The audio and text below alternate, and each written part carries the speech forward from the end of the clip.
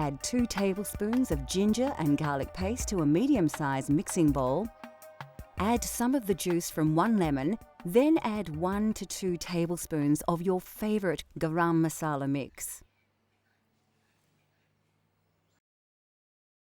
Around half a teaspoon of red tandoori powder will give the meat its intense red colour once cooked. Scoop in 3 tablespoons of Greek-style yogurt and 2 tablespoons of vegetable oil. Now grab a spoon and thoroughly mix all the ingredients together. Your tandoori mixture is now ready to be added to the meat. At this stage, it's a good idea to wear gloves as the tandoori mixture will colour your hands just as well as the meat. Take your lamb cutlets and place them in a large mixing bowl. Scoop 2 teaspoons of ginger and garlic paste over the lamb and add the rest of the lemon juice. Add around 1 teaspoon of chili powder plus a teaspoon of salt and thoroughly massage all these ingredients into the meat. Now add about 6 tablespoons of the tandoori mixture that you have prepared earlier. Rub the mixture into the lamb well and ensure that all the cutlets are covered. Place the cutlets onto a plate, cover and store in a refrigerator for at least 4 hours, although overnight is best. This allows all the flavours of the spices to penetrate the meat. Instead of a tandoori oven, we're going to use a barbecue to cook the marinated lamb. Preheat the barbecue to a very high temperature and place the cutlets onto the hot plate, allowing them to sizzle in the rich marinade. Once they start to brown, turn them over and let them cook for another few minutes. Cooking the meat on a high heat will blacken the marinade in places and cook the outside of the meat well, while still keeping the cutlets tender and juicy inside.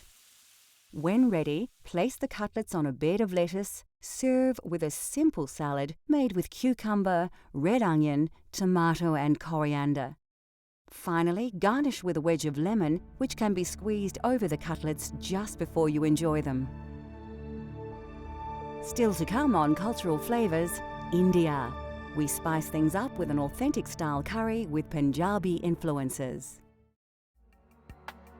Breads are eaten everywhere and mainly used to scoop up the main meal, especially in the Punjab region. We have different types of breads there. We don't eat too much of rice there, it's mainly bread. There's naans, there's bhaturas, there's chapatis, which I made today, there's parathas, there's stuffed parathas with, methi, which is fenugreek leaves. We love our bread in India, we eat a lot of it there.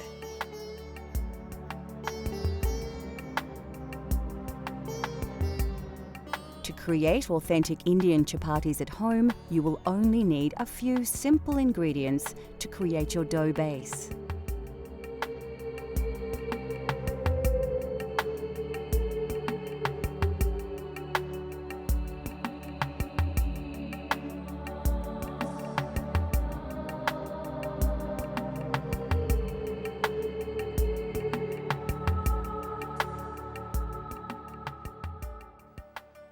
First, place your flour into a mixing bowl, add some water and then some oil, and start mixing it with your hands. Work the liquid through the flour, forming a dough, and add more water as you go until all the flour is picked up by the dough and it becomes slightly elastic. Make sure you knead the dough well. It should be malleable but not sticky. Then leave it to rest for 20 minutes. Take small pieces of dough and roll them into small balls. Coat them with some reserved flour, then work them into a disc with your hands. You can then roll them flat and thin with a rolling pin, adding flour as required to prevent the chapati from sticking to the pin or board. Place the rolled chapati on a floured plate and continue until you have used up the dough. When you have all your chapatis prepared, heat a griddle plate or non-stick frying pan until it's very hot. Don't use any oil though. Start cooking the chapatis on the hot griddle until they puff up. Then turn and cook the other side, pressing lightly around the edges with a folded tea towel. As each one is cooked, wrap in a clean tea towel until all are ready. This prevents them from drying out. To serve, lightly spread with ghee, which is clarified butter. Chapatis are generally served as an accompaniment to curries and vegetables.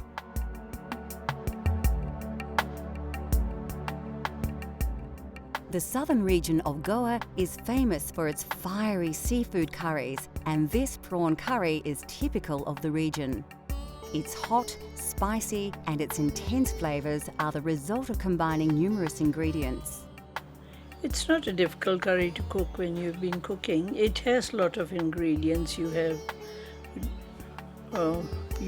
whole spices that you use, and then you use the curry leaves, which are also from South India and Goa and that region.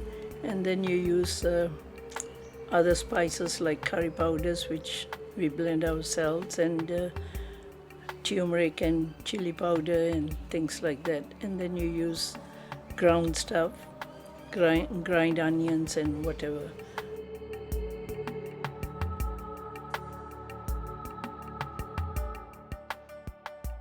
Like most curries, the secret is to start with a good curry paste. Combining these ingredients in an electric blender is a quick and simple way to make a great base for your curry. For those of you looking for a truly authentic Goan taste, liberally add more chili and vinegar to your curry paste.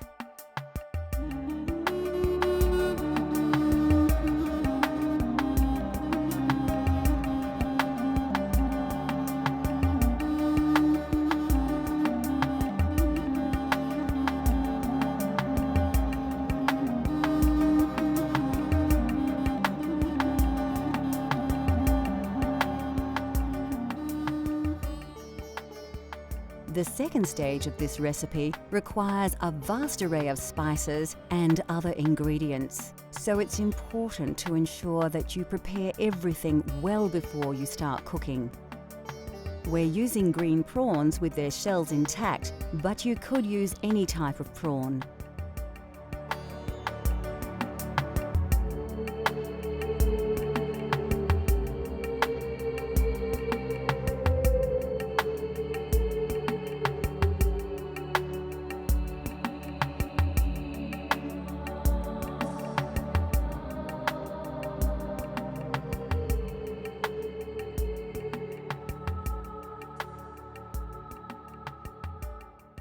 Goan prawn curry is usually enjoyed with basmati rice or eaten with breads such as chapati or naan. To begin, place a chopped red onion into your blender. Add 2 long red chilies and about 3 tablespoons of cooked white onions, 4 peeled cloves of garlic and 2 tablespoons of tomato paste. Next, add 2 tablespoons of white vinegar, 3 chopped tomatoes and half a red capsicum chopped. Finally, pour about 1/4 of a cup of water over all the ingredients. Now blend everything together until you have a well-mixed liquid paste.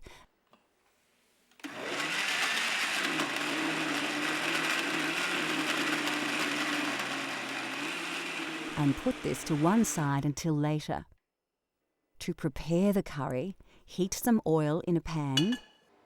Add your star anise, cardamom, cloves, cinnamon stick, fenugreek and mustard seeds to the hot oil. Place a sprig of curry leaves and 2 diced onions into the pan, then stir well. Take some ginger and garlic paste and stir around 2 teaspoons into your curry base. Pour in around half a cup of water and mix well. Scoop a spicy mix of turmeric, curry, chili and coriander powders onto your onion base. As they cook, these spices will release their aromas and their flavours will intensify. Season with a teaspoon of salt, then reduce the heat and mix the ingredients well to form a thick paste. Now is the time to add your blended curry paste to the saucepan. Mix it in well to allow all the flavours to combine. Cover and allow to simmer until the juices have cooked through. When ready, add a tablespoon of yogurt to the sauce, as well as 1 tablespoon of tamarind paste. Then pour in half a can of coconut milk. These will help to bind all the ingredients together into a rich, creamy sauce. Take the juice of half a lemon and add it to the sauce.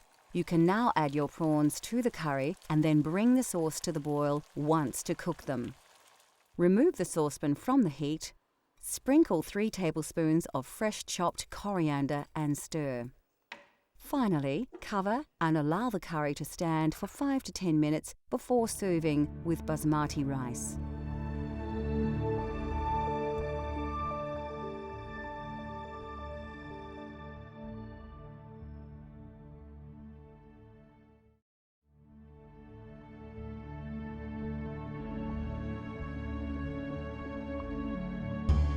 India produces more lentils than any other country in the world.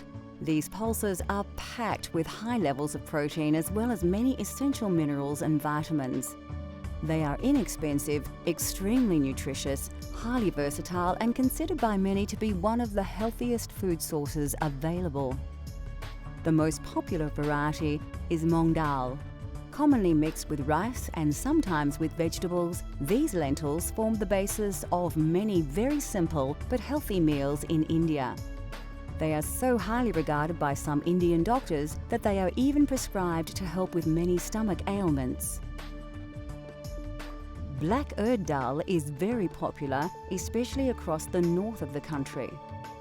It forms the main ingredient of dal makhani, the most characteristic signature dish of the Punjab region.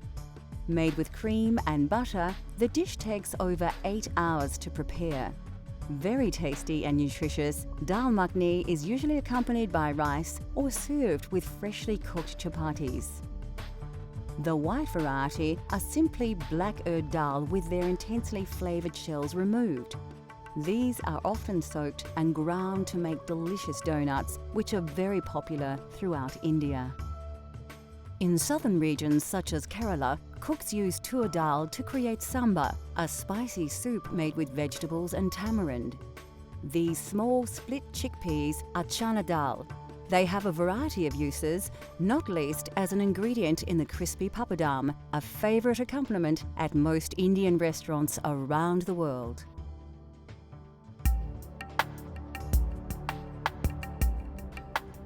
Lentils and beans are indispensable to Indian culture, revered for their pure and gentle digestive qualities. No other dish is more central to Indian cuisine than dal, a flavoursome traditional classic. Dal is actually a staple all over India, not only in the north. All over India, everybody eats dal. It is actually the poor man's staple food, really, but we always have dal with whatever you cook, you have in it.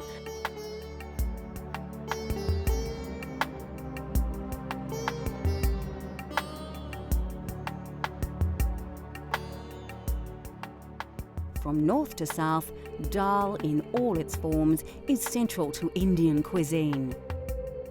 Although dal seems like a simple dish, the preparation and complexity of its ingredients comes as a surprise to many. With a little time though, anybody can create a delicious dal at home.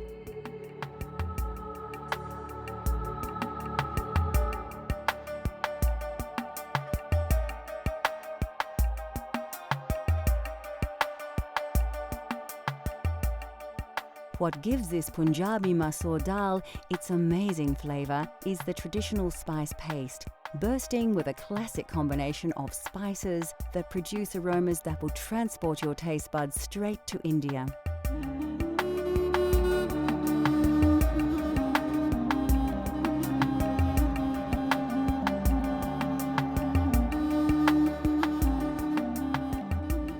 Although once limited to a very select few, all these exotic spices can now be sourced directly from your local supermarket.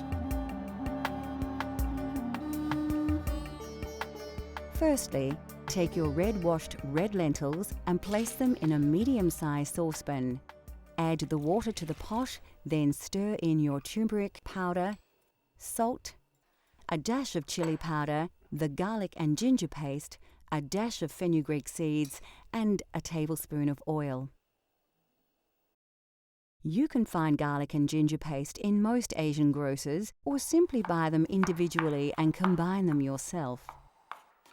Chop the fresh chili and add it to the ingredients, along with the diced tomato. Give it a good stir before placing on the stove to boil for about 15 minutes. This part of the preparation is very quick, and dal is a great dish to prepare if you're short on time. While the pot is bubbling away, you can prepare your spice paste. Finely chop 3 cloves of garlic and dice an onion. We're actually using the sweeter Spanish onion here. Put a small pan on the stove and heat up your vegetable oil until it begins to smoke. When the oil is hot, add a pinch of fenugreek seeds, cumin seeds, mustard seeds, curry leaves, and diced garlic. This all needs to be done quickly to avoid burning the ingredients while allowing the flavours to release into the hot oil. Add the diced onion and give your paste a stir, coating the oil over the onion. This will slow the cooking process, and now you can work a little less urgently. Next, add a couple of teaspoons of garlic and ginger paste, coriander powder, curry powder, and some chili powder if you like. You can reduce the chili if you prefer, cooking to your own tastes. Add a teaspoon of ghee and quickly stir it through the paste. The aromas should envelop you as the spices and butter mix in the hot pan.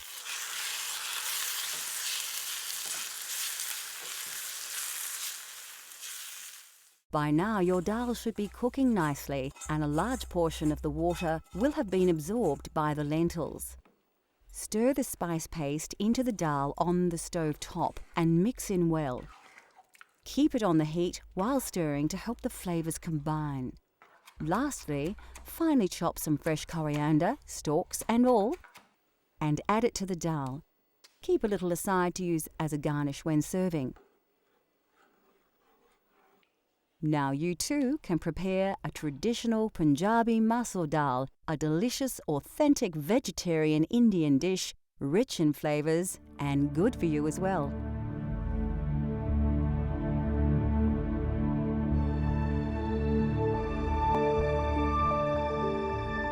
Now that we have revealed the simple yet spectacular delights of Indian cuisine, considered by many to be the most varied and exotic of all cuisines, we hope that we have inspired you to explore these flavours for yourself.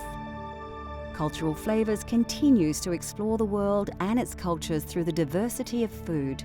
From India to Italy, Greece to Africa, let Cultural Flavours take you on a gastronomic journey so you can experience the tastes of the globe at home.